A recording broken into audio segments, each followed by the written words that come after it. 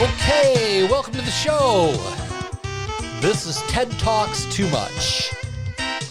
And we've got another great one for you today. I am Ted Moss, ex-sidewalk sweeper, stand-up comedian, and your host. We are located in the OK Boomer Studios, just outside of Flint, Michigan. That's right, Flint! Michigan's water wonderland, where they're still wondering when they'll get some clean water. But while we all wait for that, let's talk. And on today's show, we got part 2 of Tom E Thompson. We're going to tell you everything you ever wanted to know about stand-up comedy and a little bit more. Tommy is a really humble guy, but pretty successful stand-up comedian. And he's going to share a lot of his thoughts with us. So stay tuned. We'll be back right after this.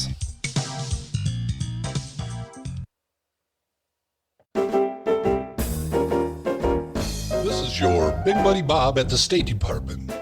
It has come to our attention that there has been some muffled murmurs and undertones of discontent due to the apparent disconnect between the orders of the governor and the containment for COVID-19. Let me assure you, and I cannot emphasize this enough, that these serious restrictions are strictly for the health and safety and sole and singular benefit of the people of the great state of Michigan.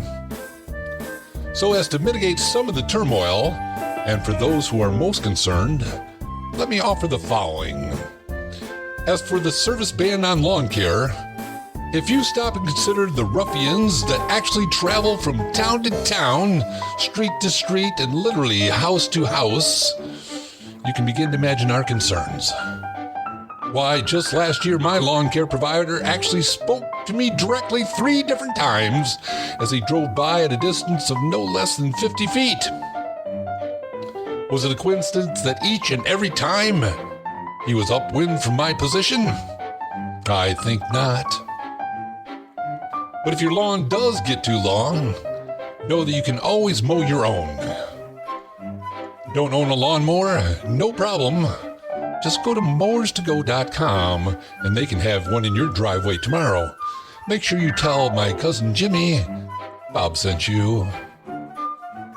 As for the ban on the purchase of paint, what are you people thinking? I mean, how much paint do you really need? I invite you to walk outside and back into your house. And as you travel from room to room, note that each and every door, wall, and ceiling is already painted. I would venture to guess that most of you have a can or 2 stashed away for a rainy day. So just pretend it's raining. Use what you got. And if you want to go buy something, buy toilet paper. There is no ban on that. Actually, you can buy all you want. Can't find it? No problem. Just go to toilet2shoestogo.com and use the discount code of Uncle Bob and never pay more than triple MSRP. Last but not least, the ban on the activity fishing. Let me say, fishing is not banned. It's only fishing from a boat that has an attached gas or electric motor that is banned. Do you have any idea what propellers churning up waters in the local lakes would do to COVID-19? Well, neither do we. And that's exactly why we're not going to allow it to happen. So take your boat out, fish to your heart's content. That's not banned. However, if you happen to find yourself in need of lake equipment, my brother Tommy just opened a paddle and oar emporium that's offering express deliveries to driveways across the state of Michigan. Just go to paddlestogo.com and start fishing today.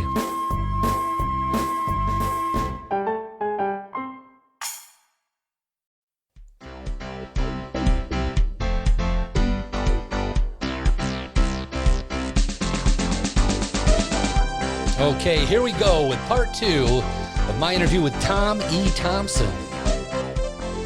We're going to discuss the mindset of stand-up comedians, Bernie Mac's breakout performance at the Apollo, and dating from the friend zone. So let's once again give a OK Boomer Studio welcome my good friend, Mr. Tom E Thompson.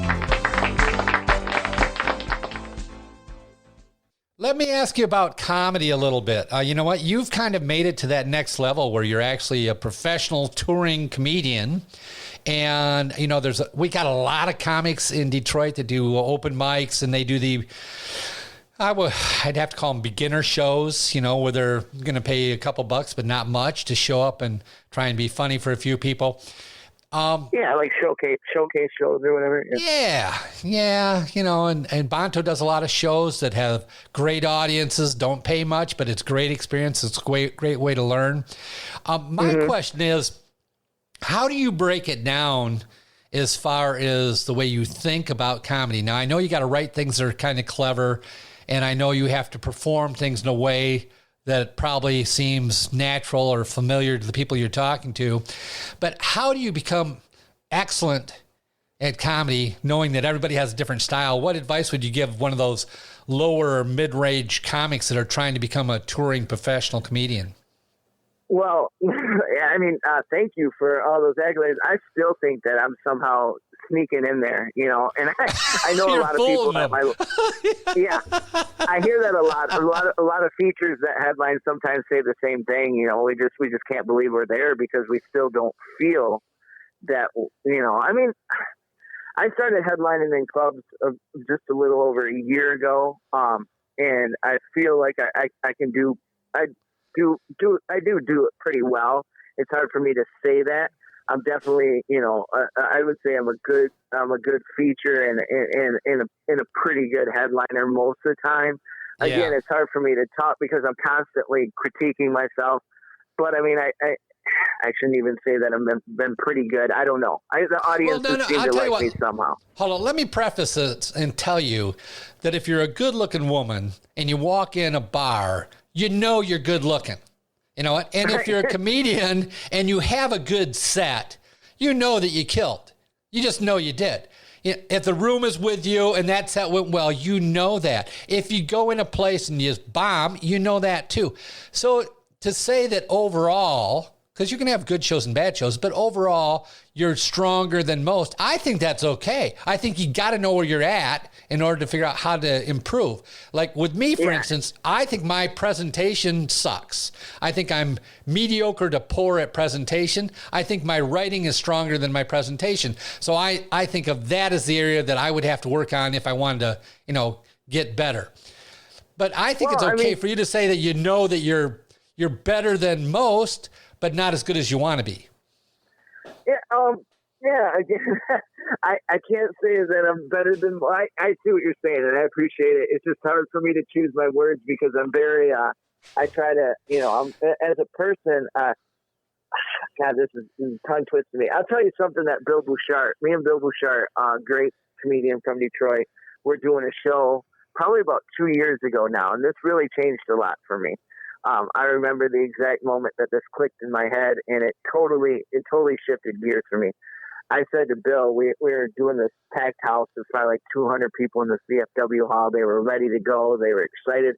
I said to Bill, I don't think I have the confidence to do this for a living. I don't think I always psych myself out. I don't think I'm good enough. I don't think I have the confidence.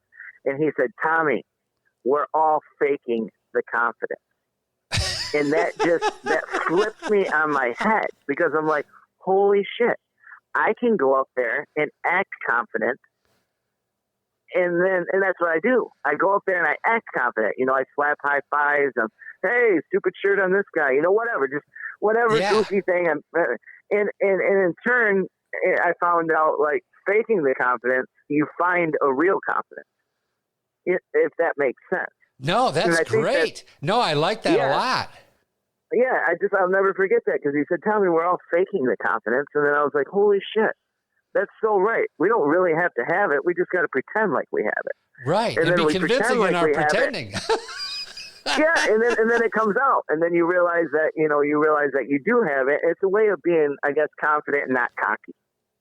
You know, I think if you're cocky on stage, you're not going to be likable. But if you're confident, then you can still be yourself. You know, you can still smile. You still have that you're very genuine. And I think Right. that was a huge turning point for me, just going, oh shit, I can just go up there and act like I know what I'm doing, instead of being another thing that I talk about a lot is, I was watching Tracy Morgan on, I don't know if it was Jimmy Fallon or Stephen Colbert, but, he said something that changed me too. He said, anxiousness means you can't wait for it to start. Nervousness means you can't wait for it to be over. So whenever when I started feeling nervous, I just channeled it into anxiousness. And so then I wasn't scared of the show anymore. I just wanted it to start. I just used those nerves in a positive way. So instead of being nervous, because nervous means you can't wait for it to be over, anxiousness means you can't wait for it to start. That's funny. My daughter played a very high level of golf. She was nationally ranked, and she played on a college team. And she was on a team that had the D2 national champion the previous year, and a girl that won the some competition up in Canada to get on the team. Just all these high level players. And her first time starting in an event when she was a freshman, she was on the tee. And all these girls can play. I mean, they're all in low single digits. They're all 4 handicaps, 3 handicaps, playing from the whites. They're all good. And the coach walked up and said, "Are you nervous?" And she said, "No." She said, "You aren't?" She said, "No, I'm excited." So go. I think it's the same thing. I think it's the exact same thing. Yeah, it's how you perceive it. You know something's going on inside, and whether you define that is uncomfortable or an anticipation of something really fun just might happen here.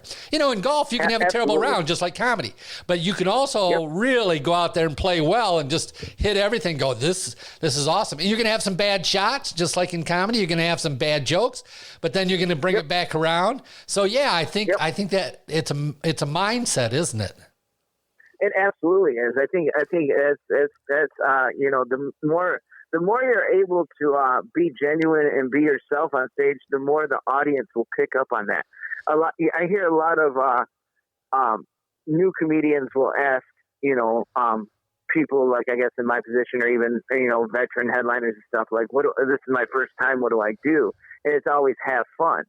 And I say it too, but I don't know if they know how to have fun yet. But once you start having fun on stage, that's when it's like it opens up a whole new world. When you're having fun, you have the confidence, you can go in there, you can make these people, not necessarily, I don't really say I'm going to go in there and make them laugh. I'm going to go in there and make them have a good time. I'm going to have a good time. They're going to have a good time with me. They're going to be entertained by what you do. Yeah, I think that's great. No, that's great advice. I'm going to, and I'm very, I like to talk to the audience a lot, and all my stuff.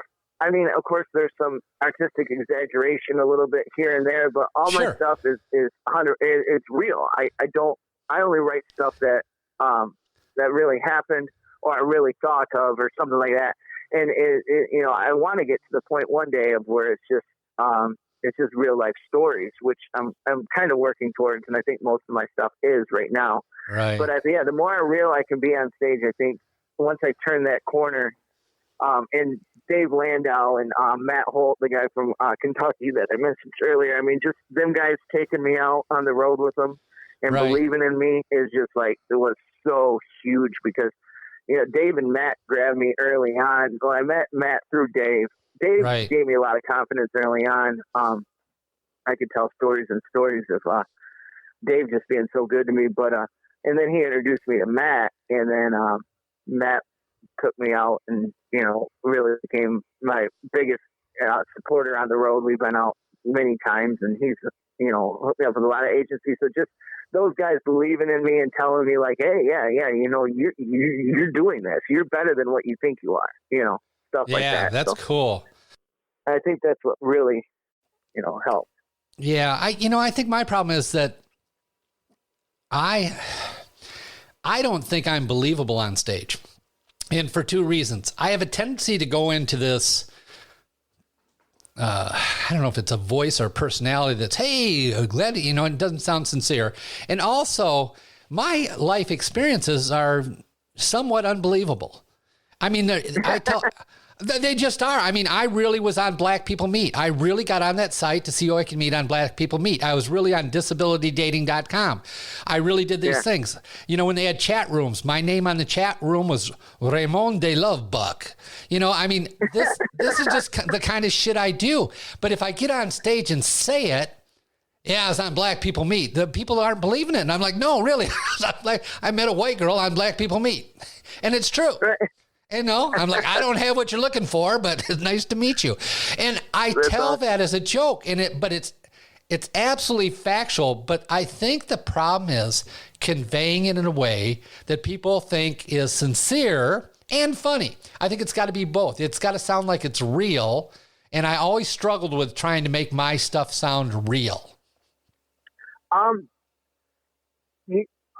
I know you have that. I know you won contests and stuff, and I know you're funny because I've worked with you. Have you done feature sets? Have you done longer sets? Yes. Okay, I've done up to 40 minutes.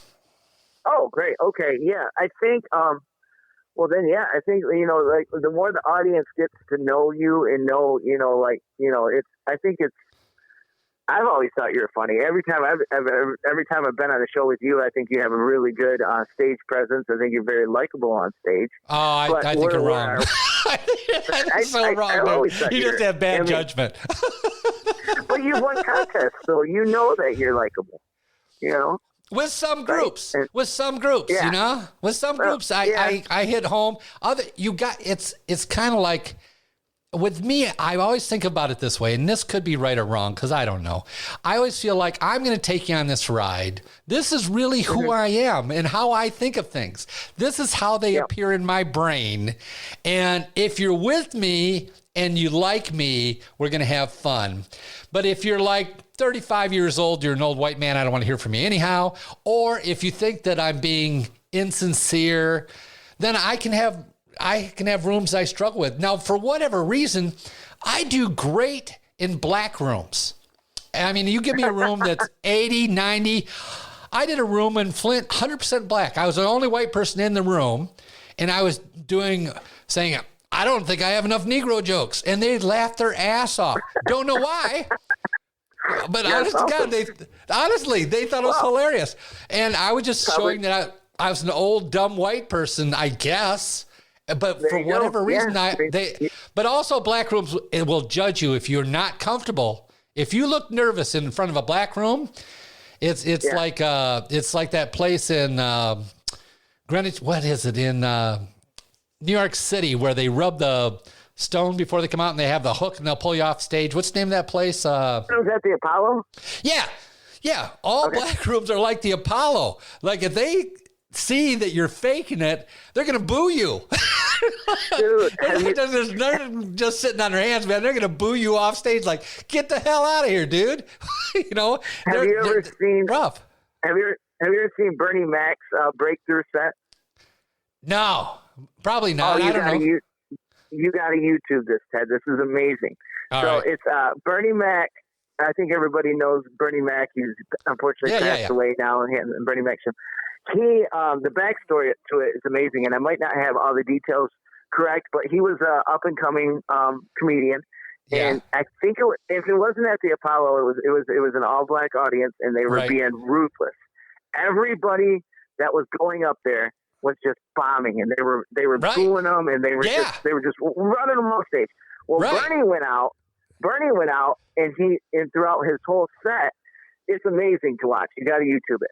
He would stop and look him dead in the eye and go, "I am scared of you motherfuckers." And then the DJ would play a little beat, and Bernie would dance, and he'd cut him off, and he'd go, "I am scared of you motherfuckers." And he would go and do a next bit, and they fucking loved it. I mean, this crowd is amazing. They're going insane, and that was his breakthrough moment. So, you know what? There's something about self-confidence, in the black room. I mean, you know, that's what it was.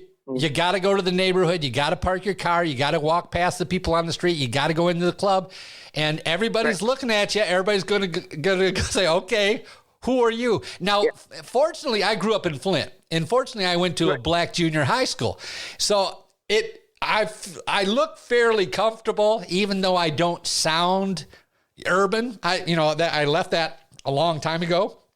but I look but fairly you've had that confident, which experience. helps. Yeah. But addressing the situation, saying, I don't know about you guys, but for me, this is a situation. And then they go, yeah, it is. I just want to make it to my car. That's all I'm thinking. As long as I address it right up front, then they like you. And I think, I could be wrong, but I think once they like you, then they're more willing to go on that ride with you. Absolutely. I believe likability in any room. I mean, you got to be likable right away. I mean, I always, one of the things that I like to do, and I don't know if some people would call it a trick, but it's genuine to me, is that when I'm getting ready to be called on stage, I like to go stand in the audience. And when the MC is bringing me up, I'll talk a little bit to the tables. They'll be like, this next guy, he's traveled around. And I'm like, I'll just nudge somebody at the table and be like, I don't know about this tonight, or just something goofy so they know that I'm the guy. I did that once in Bonto's room. I was walking up and there was a guy at a table that I had seen, and he had talked to me after a show before. And I was walking up, and it's Flint, and I'm from Flint, so that helps. But, Bonto does these long introductions. All of a sudden, he's going to tell another joke. So I got stuck by this table. So I bent over and was whispering to this guy a little bit on the way up. And people saw me doing that. So it looked like I was friendly and interacting with the crowd. And when I got up there, I said, I'm from Flint. I've been here before. It's like coming home. As soon as I did it, they accepted me, liked me, and then they were in for the journey. Yep, every show I do. As soon as even when the MC says he's getting ready to wrap up or whatever, I just go to I don't make a big deal. I go to the back of the room and I start. I just nudge people and I'll high five them and I'll say, "You ready? That's you smart. ready?" And then they're laughing. They're already laughing because they know what I'm going to do. And when he's giving me my intro, right. Say, this guy has done this and he's hilarious. If they say, "Oh, he's hilarious," I look at somebody and go, "I don't know, we'll see," something like that. And I try to high five as many of them as I can. And another thing that I like to do is when I'm walking on stage, I address the audience before I address the MC. I always wave to the audience first. Oh. I always turn, wave to the audience, and then I go to the MC because I feel like they should be my main focus. That's awesome. That's a great idea. You know what? Now, I got to tell you, when we were on tour, when I went on that little open mic tour with Billy Reno, and we did the whole country, we did some pro shows, but we did a lot of open mics, so we're in a new town every day. I mean, we did, 30 shows in 90 days, just from, from here to Key West to L.A., back across to Orlando, and then back up. So we did just a shitload of shows. But as we were starting this thing, we were always in a new town. So it wasn't our hometown. We couldn't identify with them. We didn't know anybody in the audience. And Billy started doing this thing at the beginning of the tour where he'd try and say something about the city or the town or the area we were in. But what he was saying was kind of, I don't want to say it was sarcastic, but it was kind of a ridiculous statement. Like we were in Nashville for one of the early shows. And he said, "What, are you people into music or something? What?" Like that. Thinking that was funny, but the people were offended, like, "What the hell, dude? You don't know about Nashville?" Because they'd say we're from out of town. And so he would dig himself a hole by insulting the people in the room, not badly and not on purpose, trying to make a joke about it. But the joke was just a little bit out of touch, a little bit, and we called it Renoing the Room. And I'd say, dude, hilarious. Do not reno the room. Don't go up there. And first thing you do, insult the people. Go up there and say, this is a great crowd or something. Don't go up there and make some little insulting joke about their city or their culture or something like that. But honestly, it was a lesson learned. And actually, he did that about 4 or 5 times. And we finally named it Renoing the Room. And I said, okay, dude. No renoing the room tonight, remember that? But it was like doing the opposite of what you're supposed to do starting out, and it was hilarious. Yeah, I see what his angle was, and you gotta.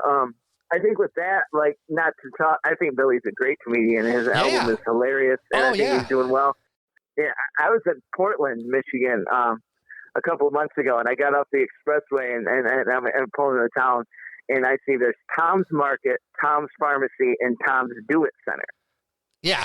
So I started my I started my set talking about how Tom's the fucking man in Portland. Apparently, you know, he's got a market, he's got a farm, he's got a do it center. What the fuck is that? And they just loved it. You know, they loved it because I wasn't insulting anybody. You know, I was just pointing out. You know, it was legit, and I'm sure they probably heard other people. It was right when you get off the expressway, you get off I think it's 69. It might be 94, but you get off the Portland exit and you'll see it. It's like it's right across the stoplight you have to stop at, and it'll say Tom's Market, Tom's Pharmacy, and Tom's Do It Center.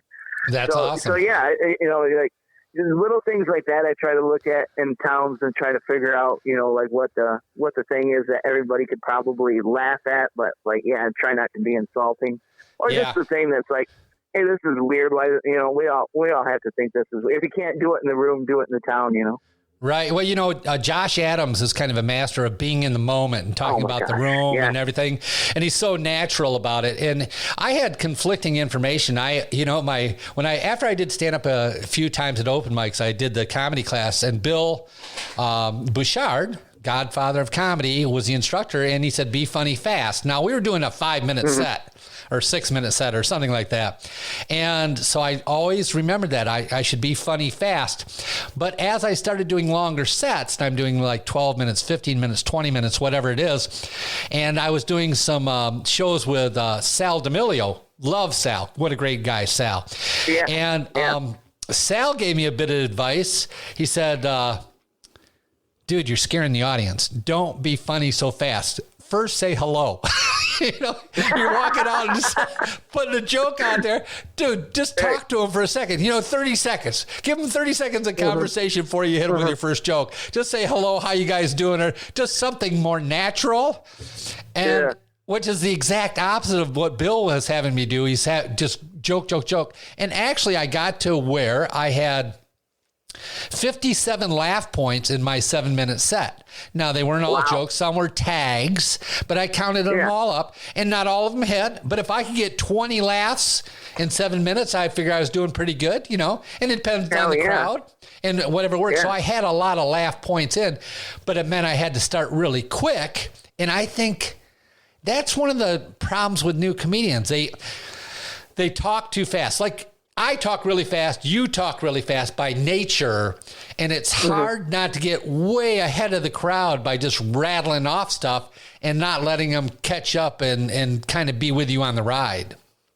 Yeah, I can't remember what comedian. It might have been Landau, but I can't. Maybe I just read this in a book. Maybe I just read it in a book, but I always think about this on stage, and it seems to sometimes work for me.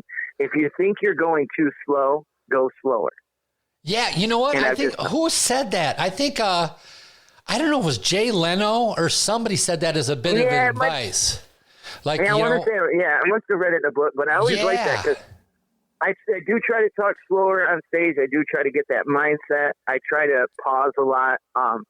But if I'm really killing, if I'm really in the moment, then sometimes I'm just natural and I start getting, and then sometimes I'll have that thing in my head where it's like, go slower, go slower. And I just always like, if you think you're going too slow, go slower. Right. Because the audience, especially in theaters, I learned that from Norm Stalls, and I can't remember, somebody else told me that too. If you're in a theater, you got to make everything, you're small in a huge spot. So everything, you got to play up everything. Everything's got to be played up. It's got to be slowed down a little bit. Oh, okay, and it kinda, cool.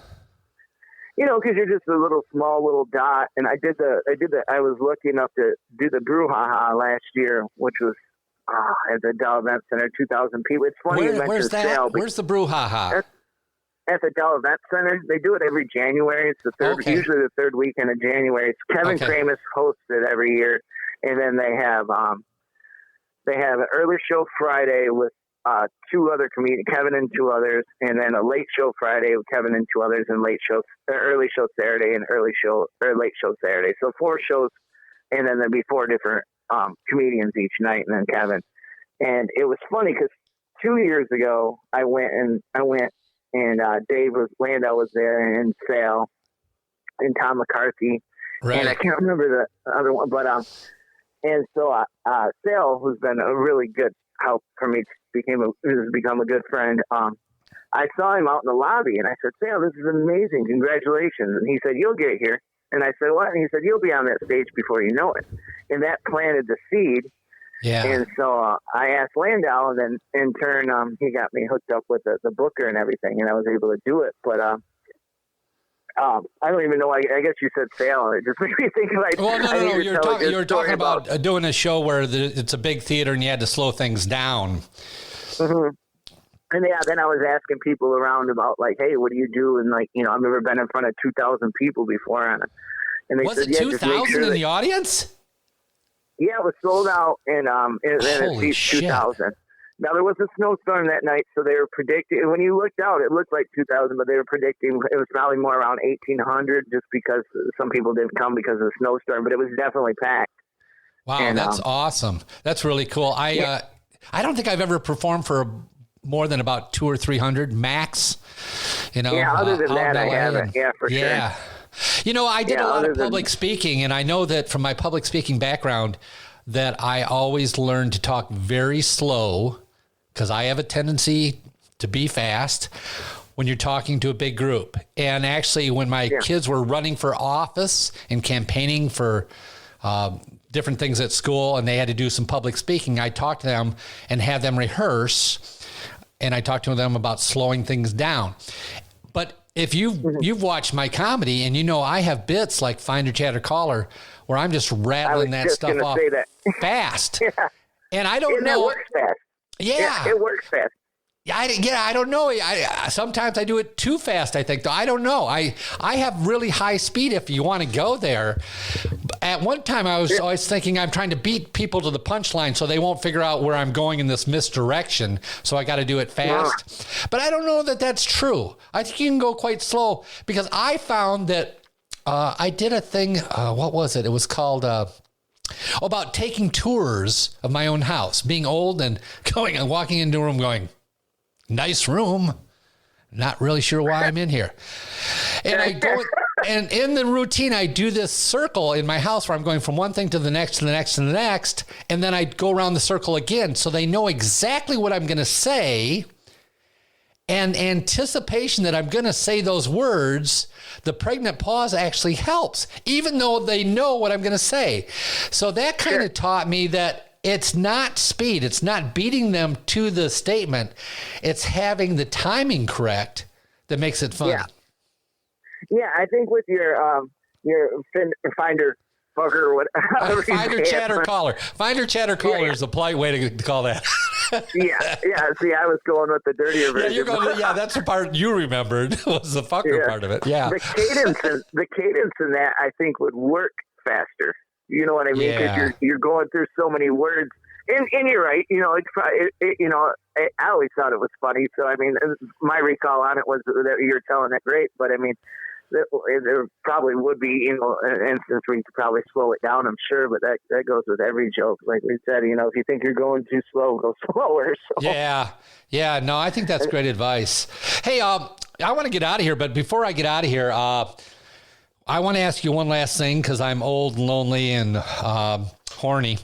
I ask all my guests. I ask all my guests about this. I want to know if you have any sincere, not joking, but any sincere dating advice for me, being an old man looking for companionship.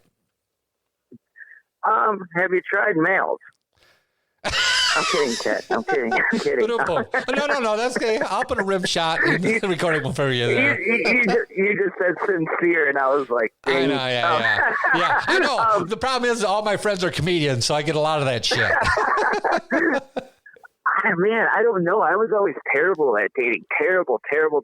I always just wanted to. I always just wanted to be the girl's friend. I always treated guys and girls the same. I mean, when I'm talking to them, when if I had a friend that was a girl at the bar, I would just, hey, what's up, man? Never flirty. I'm not a flirty guy. Well, didn't you get stuck in the friend zone a lot? Yeah, but I was fine with that because I didn't, I always thought I would be single forever, and I was happy with that. My thing was, I have my motorcycle, I'll have an apartment, and I'm just naturally a happy person. And I'm okay. I've always been cool with being alone. I'm in my head all the time anyway. I mean, there's a lot of crazy going on in there and a lot of arguments happening. There's a lot of drama, there's a lot of drama. All with yourself. You don't need somebody else to argue with you. You're arguing with yourself. Yeah. Oh my gosh. I mean, I can sit in a room alone and freaking argue for hours. Like, God, I'm mad at me. I hate me right now. Hey, and so, I'm an asshole. Why the hell am I doing that? What's wrong with me? Yeah, I think I'll do it again. So it would always take, like, the girl would always almost have to say something to me first. And most of the time I would think that they were just kidding anyway, and rush it off. And, but like, what? Hold on. They're like, hey, dude, you want to do this or not? I mean, do they get to that point? Like, yeah, I think we ought to do something more than talk. I think I will always just give off the friend vibe anyway, just not trying. I don't know. I just never. I mean, of course, I had girlfriends and stuff, and but it would always have to be like pretty blatant. Like somebody would have to come up and be like, "Hey, she likes you, right?" And I'm like, "Oh." Then I would be able to think about them that way. Is that what's going on? I was wondering why she's removing her clothes every time we get together. Yeah, no, I thought it was just some kind of weird thing she did. And so I don't know. I mean, dating advice, and you're what, about 60? Oh, dude, I'm so old. I'm 67. 67? Well, you don't look it. Yeah, you haven't seen me naked. I will send you some pictures, dude. I look all of 67. No, actually, you know what? Actually, I do. I've always looked young. And my ex-wife is 55, and nobody ever guessed that we weren't the same age. And I think it's a blessing. And also, my family, we lived till we're quite old. I mean, my mom did everything wrong, lived into her 90s. So I'm going to be 100 before I die. So I got a lot of years left. And also, I'm pretty damn active for my age. So I like dating younger. But I find if I misrepresent my age to find somebody that I would want to date, then at some point I got to tell them, and that sucks. If I come right out and tell them how old I am right up front, then they don't want to date me because I'm too damn old. So, I mean, I'm getting hellos from 70-year-old women, dude. Can you imagine me hanging out with a 70-year-old woman? I mean, we're going to go to Cracker Barrel. We're going to rock. What the fuck? That's if I not what I'm looking for. Yeah, if I didn't know your age, I would guess you were probably 50, Thank you. You have poor vision and bad judgment, but thank you, Tommy. That would be, I see your thing. What's your age range? What are you looking for? Well, are you going too young? No. I would not date anybody under 50. Really, 52 to about 62, I think is my range. But I just met somebody who's 59, but on that profile, on that website, because I've been on all the websites, I actually had 2 profiles where I changed my age down a little bit by like 5 years. I was 62, and I met somebody that was 59. She figured out I was really 67, and then she was mad at me for misrepresenting my age. And I tried to tell her it was strategic because I'm going to live longer, and I don't act 67, so... And I've got young kids. I mean, my youngest daughter is 23. So I'm kind of in that group anyhow. But it's a lot of explaining. It's all of a sudden I'm pleading. And I'm like, which doesn't work. Women aren't looking for men that are pleading. So I don't know. The problem is everybody is dating by way of statistics. Here's my stats. Here's my background. Do you want to go out with me? And it used to be you'd run into somebody and you go, hey, you look nice and you're kind of fun. Let's have a drink. And then if we had fun doing that, this weekend I'm going to do this. You want to hang out and we'll go do this. And then you'd learn about their background and their family. Yeah, but now you're putting out a resume, for God's sakes. And my resume doesn't read so well. That's my problem. I wonder if I've never online dated ever. I mean, I've been with my wife 8 years. Well, 8 years now. Beautiful woman and a very tolerant because she's with you, and she must be pretty smart because she's got a good job. So you kind of hit the jackpot. Dude, she's so smart and she's so funny. I mean, she's way funnier than I could ever dream of being. And so Really? I think she's helped me out so much. I mean, like, she'll come to a show when she can. She's usually busy. And then, like, we got 2 daughters. So, I mean, they're both in sports. So, a lot of times when I go, if I'm more than 2 or 3 hours away, then she usually doesn't go because she's usually getting the girls ready for a sports or a high school dance or something. What sports are they in? But what's that? What sports are they in? The 13-year-old is in softball, year-round basketball. She plays on a travel league, and then of course school basketball and volleyball. And the 16-year-old is softball, volleyball, basketball, and then they're both on a travel softball league. So sounds like they're both very athletic. Are they looking for college scholarships? Do they want to play in college? Yeah, absolutely. Yeah, they both take their grades really well, and honestly, they're the reason why I've really had to mentally step up my game in comedy, because I can't. They are both so competitive within themselves to be the best. They're both very sweet and very friendly girls, but they don't like to lose, and they want to be the best all the time. And so that's really brought out like more of a confidence in me too. I mean, I can't come, I got to show them that I'm doing something productive too. I'm not just leaving on the weekends to go get drunk with some buddies and make $50 at a bar. This is my job. Yeah, and that shows them how serious you are about your job. Hey, listen, Tommy, it's been great to have you on the show today.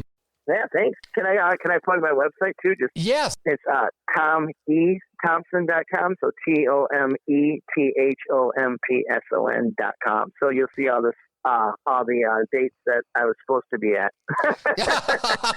Yeah. And on those dates, you can just laugh alone at home, even though I'm not telling jokes. Right. Hey, is your real name first name Tom, or is it really Thomas? It's Thomas Edwards. So that's where the Tom E comes in, because there's a comedian in Minnesota named Tom E Thompson, and that's Tommy, and I've always been Tommy. And when I first started working for a funny business agency that's out of Grand Rapids, that's nationwide, and then they took me on. They used to do a lot more with MCs. I don't think they feature me now, but I mean, the MC thing, I don't know if they do it as much as they used to. But when I 8 years ago, when I first got hooked up as an MC through them, they were sending me down to Ohio a lot, and that Tommy Thompson from Minnesota was traveling to Ohio as like a headliner. And so they asked me to change my name. I actually went to Connections, that's not there anymore, in Toledo, Connections Comedy Club, and some people had come out to see Tommy Thompson because my name was spelled Tommy Thompson. They were laughing about it. They thought it was funny. They were like, we really thought it was funny that he was the MC, because last time he was here, he was the headliner. The headliner. So he's been demoted. So everybody had a good laugh about it. And then Steve Sabo, who's out of Ohio as well, brought me on as he's the first agent to hook me up as a feature. And he's an excellent comedian in his own right, too. And he said, dude, you got to change your name. He said, I can't put Tommy Thompson because I got the other Tommy Thompson coming to these places, too. And so, my middle name is Edward. And that way I can keep the pronunciation. And I talked to Tommy Thompson from Minnesota, and he said, yeah, absolutely. He's like, that's cool. He's like, I don't care. And he was spelling it Tommy, right? Tommy. That's how I always done it, too. So I don't really like the middle initial. It seems like a little pompous maybe or something. I don't know. It seems like I'm trying to be like, oh, I'm Tom E. No. I thought it was clever. I don't think it's pompous. Actually, my middle initial is D. So I'm actually Ted D. Moss. Oh, I like it. Yeah. So you got the same thing going on. Yeah. So we can keep the pronunciation if we want to go with because I've always felt that I'm like, I'm just I don't know, I'm too proper for a Thomas, and I'm too I don't know, I'm too proper for a Tom and too straight for a Thomas, I guess. Yeah, there you go. I'm not. There you go. And so Tommy is just how I pronounce it, but yeah, so the website is just Tom middle and then the middle initial E, but it all flows together as Tom E Thompson. Yeah.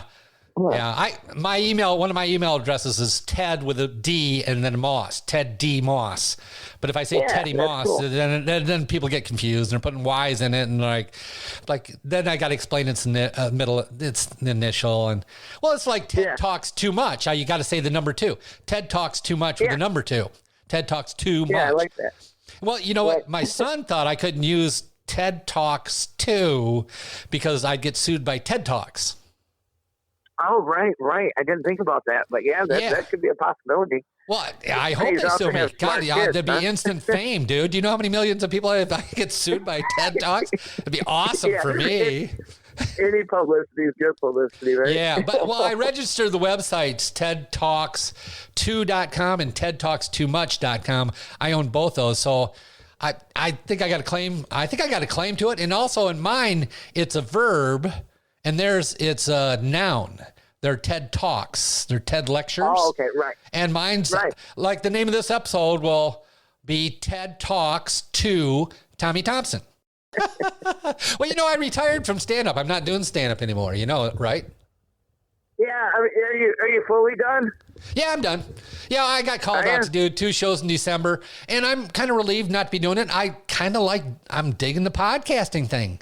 I'm liking talking to people. I got a lot of really interesting friends like you, and I love talking. I love listening and learning about people, and so I'm having fun doing this. So, I got enough money where I can have pizza every Friday until I die, as long as I die within the next 15 years. Well, your family lives too long, so. Exactly. Well, then we'll have socialism. You're going to be buying my pizza. There we go. Hey, thanks for being on the show, Tommy. Well, thanks for having me. This is awesome. I appreciate it, man. Best of luck. I hope your shows are up and running again. We'll look forward to seeing you. I hope everybody goes to your website, TomEThompson.com, right? Yes, sir. All right. We'll stay in touch. It's really good being with you, Tommy. Have a good one, man. Thanks. You too, Ted. All right. Later. All right. We've got to get out of here. But I do want to give a special thanks to today's guest, Mr. Tom E Thompson. Isn't he a nice guy? Who knew there were so many nice people in stand-up comedy? And listen, if you were entertained, you know where to find me. You can always go to TEDTalks2much.com. That's with the number 2. You can also seek me out on YouTube on my new channel, TED Talks Too Much. That's kind of a cool thing because you can actually sort out all the previews and help you decide which episode you want to listen to. And of course, all my funny friends are there. And if you have a comment, feel free to leave it. If you want to get in contact with me directly, send me an email to tedtalks2much@yahoo.com and I will respond. But until we talk again, take care of yourself, be safe, hunker down, and just try to be happy. Until next time, as usual, I'm Ted Moss, and those are my thoughts.